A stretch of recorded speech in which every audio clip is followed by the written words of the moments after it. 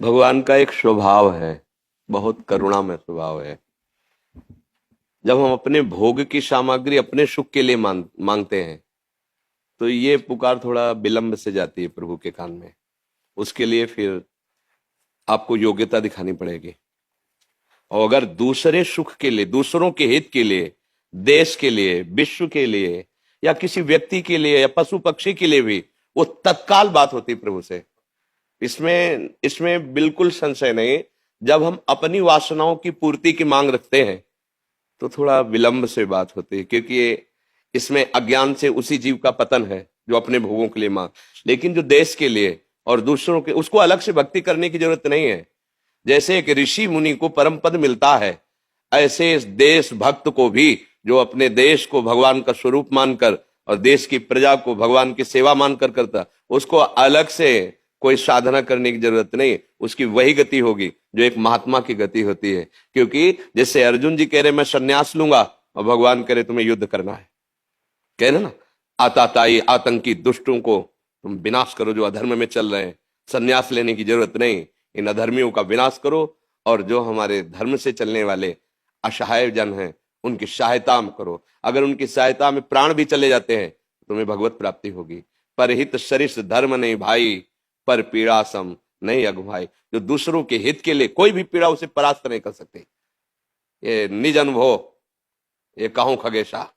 जैसे काघभूषुंड जी गरुड़ जी से कह रहे कि मैं दूसरे की बात नहीं, मैं अपने अनुभव की बात कह रहा हूं कि यदि दूसरों के हित के लिए तुम्हारे मन में बात है तो कोई भी परास्त नहीं कर सकता। रोग शोक शाप ताप दारुण दुखहारी, कोई भी तुम्हें साप देकर नष्ट नहीं कर सकता। कोई रोग तुम्हें परास्त नहीं कर पाएगा। कोई भी बाधा तुम्हें गिरा नहीं सकती, क्योंकि तुम्हारा परहित की भावना है। अगर परहित की भावना है, देखो दोनों किडनी फेल है, अतरे दिन डायलिसिस होता है, और डायलिसिस मैन की हालत क्या होती है वो तो जो उनके ऊपर बीतता है। लेकिन अगर ये कुछ प्रक्रिया आप देख रहे, 1:30 बजे रात्रि से यहाँ की दिनचर्या शुरू होती है, ये केवल इसी से है कि हमारे देश के प्राणी ये समझें कि विषय भोग अधर्म पूर्वक करने से तुम्हें कभी शांति नहीं मिलेगी। धर्म पूर्वक विषयों का सेवन करो, दूसरों को सुख पहुंचाओ। तो मेरे अंदर उत्साह आ रहा है, मेरे अंदर बल आ रहा है, मैं आपसे बात करने के लायक सामर्थ्य पा रहा हूं। कौन दे रहा है? प्रभु दे रहे हैं। नहीं हालत तो जैसे आप इतने बार शरीर की ऐसी अव्यवस्था, और इस पर भी आपका जोश कि हमारा देश सुखी रहे, हमारा देश ऐसे निर्विकार भाव से रहे कि परस्पर सुहृदता बढ़े, मित्रता बढ़े, भाईचारा बढ़े। ये छोटी छोटी जो मेड़े बीच में बन रहे हैं ये सब हट जाएं। हम एक घर के जैसे परिवार के अलग अलग कमरों में रहते हैं, ऐसे क्यों नहीं रह सकते? एक बहुत बड़ा घर है, उसका नाम भारत है। ये जो अलग अलग प्रदेश और ये जिला बने हुए हैं, ये हमारे अलग अलग उसी बड़े घर के छोटे छोटे घर हैं। हम कोई भी कपड़ा धारण करें, कोई भी वेश धारण करें, हम एक ही के बच्चे हैं, दूसरे के नहीं हैं। हम सब भाई भाई हैं, अलग अलग कमरों में रह रहे हैं, एक ही पिता की संतान। ऐसा क्यों नहीं समझते? कौन सा ऐसा धर्म है जो दूसरे का अहित करके पुष्ट होता हो? वो धर्म नहीं, वो अधर्म है।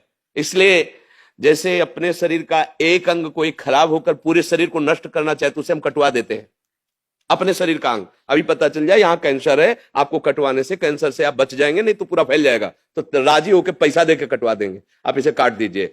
एक व्यक्ति से अगर पूरा गांव नष्ट हो रहा हो, अगर एक जिला एक गांव से नष्ट हो रहा हो, अगर एक जिला से पूरा देश नष्ट हो रहा हो, तो उसको शासन में ले लेना चाहिए, क्योंकि पूरे जीव बच रहे हैं। तो ऐसे ही जो मलिन स्वभाव के, राक्षसी स्वभाव के हैं, और ये समझते हैं कि मैं धर्म कर रहा हूं, दूसरों की हत्या करना, दूसरों को पीड़ा देना, दूसरों का विनाश करना, ये राक्षसी स्वभाव कभी धर्म नहीं हो सकता है। इनको शासन में लेना ही धर्म है, इनको शासित करना, इनको दंड देना, यही धर्म है। अगर उसकी हिंसा नहीं होगी तो लाखों को मार देगा वो। हम देश और प्रजा और विश्व शांति के लिए ऐसे अधर्मियों पर शासन करें जो अपनी बात को समझते नहीं है, केवल अपनी मनमानी को धर्म मान करके दूसरों की हिंसा, दूसरों को दुख पहुंचाना, दूसरों को विनाश करना, वो कोई भी हो, कहीं का भी हो, किसी भी धर्म का हो। जो पापी होते हैं, हिंसक होते हैं, राक्षसी होते हैं, वो किसी धर्म के नहीं होते। उनका केवल केवल दूसरों को दुख देना, भयभीत करना, आतंक मचाना स्वभाव होता है। वो किसी धर्मावलंबी नहीं। कोई भी आज तक आचार्य, कोई भी महापुरुष ऐसा किसी भी धर्म की रचना नहीं की जिसमें जो असहाय हैं, निर्बल हैं, या जो निरपराधी हैं उनका विनाश किया जाए। नहीं, इनकी बुद्धि भ्रष्ट है। ये शासन के द्वारा ही काबू में किए जा सकते हैं। एक आदमी लाखों को पीड़ित कर रहा है, एक आदमी देश को भयभीत कर रहा है, ऐसा नहीं। और जो ऐसा सोचता है कि इनका, तो मानते हैं, जैसे आपने कहा कि कई बार अटैक हुआ है, मानते हैं ऐसा हो सकता है, पर वो विधान में ही होगा आपके लिए। आपके अनंत जन्मों के कर्मों का हिसाब नष्ट हो रहा है, ऐसे बाल बांका नहीं हो सकता। ध्यान रखना, धर्म करने से जो पीड़ा प्राप्त होती है, धर्मात्माओं को सदा पीड़ा झेलनी पड़ी, इतिहास साक्षी आप देख लो। अब गुरुजनों को देख लो, गुरुवाणी में जो वर्णन देखो, गुरुजनों को कैसा अधर्मियों के प्रति और अपने धर्म के प्रति दोनों भाव को देखिए, तो भारी कष्ट को सहते हुए महापुरुषों ने धर्म की रक्षा की है। उनके शरीरों को भी कष्ट दिया गया है और उन शरीरों के कष्ट को सहा है, हंसते हंसते सहा है। तो जैसे आप चल रहे हैं, फिर ये कह दे कि अगर तुम ठीक कर रहे हो तो तुम्हें कष्ट क्यों है। जैसे कोई कह देना कि आप समझते हो कि मैं धर्म कर रहा हूं तो फिर आपका शरीर क्यों ठीक नहीं। तो बचपन से बाबा जी हैं, कभी चींटी को जानकारी से मारा हो ऐसा मुझे याद नहीं, दोनों किडनी खराब है। क्यों? अनंत जन्मों का हिसाब है, उसको पावन करके प्रभु हमें बुला रहे हैं। पूरा कपड़ा मलिन था, धुलाई हो रही तो ऐसे जैसे धर्मात्मा पुरुष, देश रक्षक पुरुष है, उसके प्रति सोचे ना कि देखो ऐसा, तो ऐसा मत समझो मालिक वो पद देने जा रहा है उनको जहां तक तुम्हारी दृष्टि भी नहीं पहुंच सकती। मतलब यहाँ का जितना पुरस्कार है वो यहीं रह जाएगा ना। एक पुरस्कार ऐसा है जो हमें पार कर देगा, वो गुरुवाणी, वो गुरु कृपा, वो भगवत कृपा। तो हमारा हृदय आपके साथ है, शरीर भले साथ ना हो। हम अपने देश से बहुत प्यार करते हैं, देश के लिए प्राण त्यागने के भी उत्साह रखते हैं। तो हमारा देश हमारे लिए भगवान है।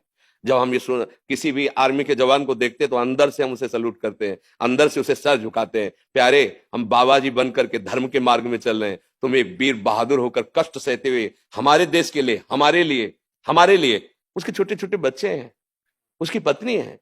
कौन चाहता है ऐसा कि कम से कम एक बार एक दिन में सेवा की, लौट के अपने परिवार तो आ गए। ये आएगा कि नहीं आएगा उसको खुद भी विश्वास नहीं है कि पता नहीं किधर से गोली आके कहां से पार हो जाए, और वो रात दिन कैसी भी परिस्थिति हो, ऐसा नहीं। बहुत सुंदर इनकी साधना है, हम इनको प्रणाम करते हैं। ऐसे ही हमें जब कोई देशभक्त मिलता है, जब आपको बताया कि देशभक्त है, तो हमारा हृदय, हम भले खड़े नहीं हो पाए रोग के कारण, लेकिन हृदय से खड़े होकर स्वागत किया है कि हम अपने देशभक्त को प्रणाम करते हैं। जैसे हम भगवान के भक्त महापुरुषों को प्रणाम करते हैं, ऐसे हम अपने देश के भक्त को प्रणाम करते हैं जो हमारे देश का मंगल सोचे, हमारे देशवासियों का मंगल सोचे। वो हमारा हृदय है और उसे आशीर्वाद मांगने की जरूरत नहीं। जब कह रहे हैं कि हृदय ही साथ है, तो आशीर्वाद क्या चीज होता है? हृदय ही साथ है। बिल्कुल आप निर्भय रहिए, निश्चिंत रहिए और निशोक रहिए, और जब तक श्वास है तब तक देश सेवा में। बस अंतिम तो फतेह ही फतेह है ना, अंतिम तो फतेह ही है। जब धर्म से चला जाता है तो वो हमें बहुत ही प्रसंग, हृदय में आनंद प्रदान करता है। भगवान के पिता का सौभाग्य दशरथ जी को मिला, राम जी के पिता का सौभाग्य, लेकिन अंत्येष्टि क्रिया का सौभाग्य जटायु को मिला, दशरथ जी को नहीं मिला। जटायु जी भगवान की गोद में ऐसे शरीर त्याग रहे हैं, भगवान की गोद में, और कह रहे हैं ये मैं कृपा नहीं कर रहा, ये आपके कर्म की गति है, क्योंकि आपने दूसरे की रक्षा के लिए अपने जीवन को समर्पित कर दिया। तात जाओ परम धाम को मेरे। तो ये जो दूसरों के हित की बात है, ये सबसे बड़ा धर्म है।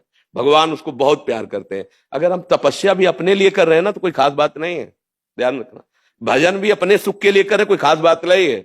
जब हमारी तपस्या, हमारा भजन हमारे देश के लिए और हमारी देश के समाज के लिए हो, वही सार्थक है।